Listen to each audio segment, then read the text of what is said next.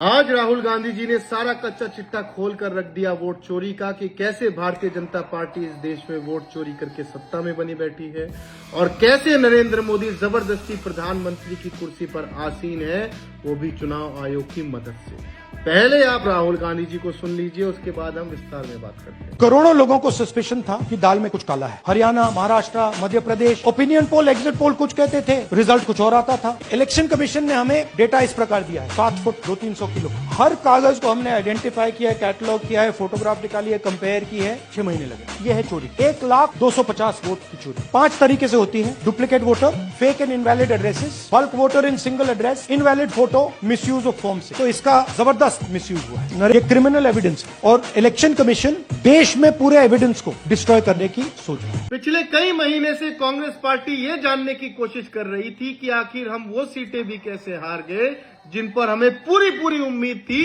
कि ये सीटें तो हम जीत ही रहे हैं। तो इसी जांच पड़ताल के लिए कांग्रेस पार्टी ने एक लोकसभा सीट पकड़ी जिसका नाम है बेंगलुरु सेंट्रल। इस बेंगलुरु सेंट्रल लोकसभा के भीतर 8 विधानसभाएं आती हैं। उन 8 विधानसभाओं में से हमने एक विधानसभा पर फोकस किया जिसका नाम है महादेवपुरा।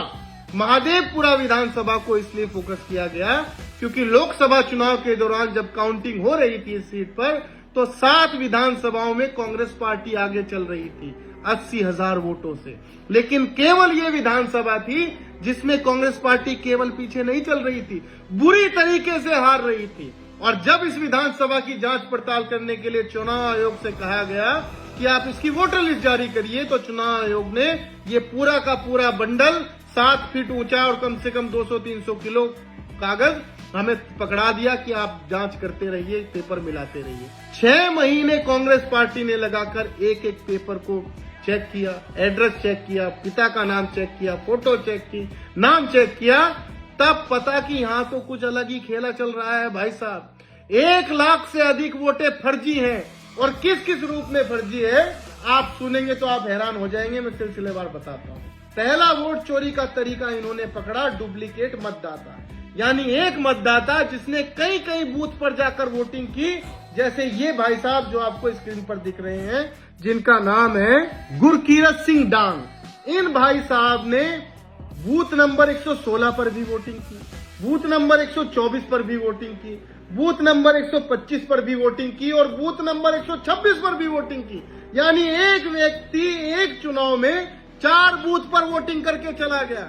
इस प्रकार से लगभग 12,000 वोटें डाली गई, डुप्लीकेट वोटें।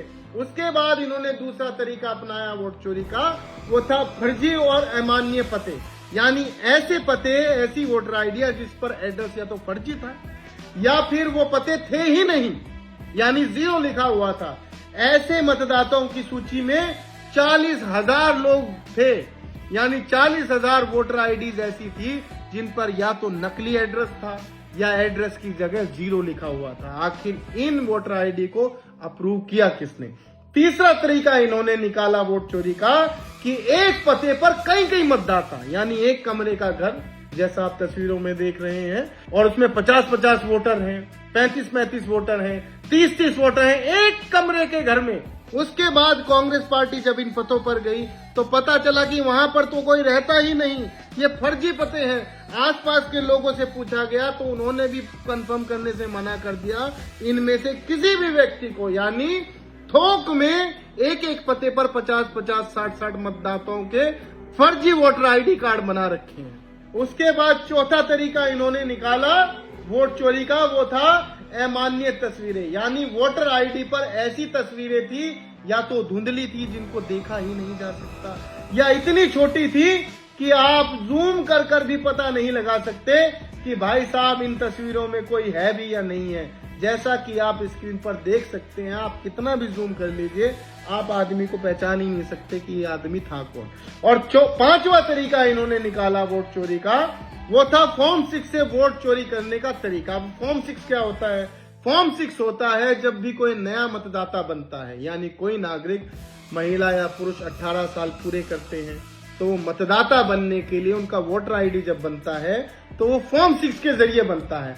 अब इस फॉर्म 6 से हमने किस किस को, चुनाव आयोग ने किस किस को वोटर बनाया है आप देखिए। आप स्क्रीन पर जिस महिला को देख रहे हैं इनकी उम्र है 80 साल, लेकिन ये आजादी से पहले से पैदा हो रखी हैं और आज तक इनकी वोट नहीं बनी थी। तो इनकी वोट बनाई गई 2023 में, सितंबर 2023 में इनकी पहली वोट बनाकर इनको नया नागरिक बताया गया कि ये नई नागरिक है, ये नई वोट है। फिर अक्टूबर 2023 में इनको दोबारा नया नागरिक बना दिया गया और इस प्रकार तकरीबन 33,500 वोटर ऐसे हैं जिनको फॉर्म 6 का दुरुपयोग करके नया मतदाता बनाया गया। लाखों की तादाद में एक सीट पर वोटों की चोरी हेराफेरी हो रही है। इस देश में सैकड़ों हजारों सीटें हैं लोकसभा और विधानसभा की जिसमें चुनाव होते हैं। आप सोचिए किस स्तर पर और कितने बड़े स्तर पर इस देश में वोटों की धांधली हो रही है। आपके मेरे वोट की सही कीमत तो अदा हो ही नहीं रही, क्योंकि हम जिस पार्टी को वोट डालते हैं वो पार्टी जीतेगी या नहीं जीतेगी इसकी कोई गारंटी नहीं है। वो कैंडिडेट जीतेगा या नहीं जीतेगा इसकी कोई गारंटी नहीं है।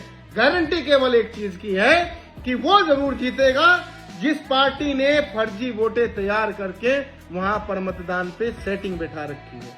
अब आप सोचिए, और डिटेल में जानने के लिए राहुल गांधी जी की आज की प्रेस कॉन्फ्रेंस सुन लीजिए, धज्जियां उड़ जाएंगी भाई साहब।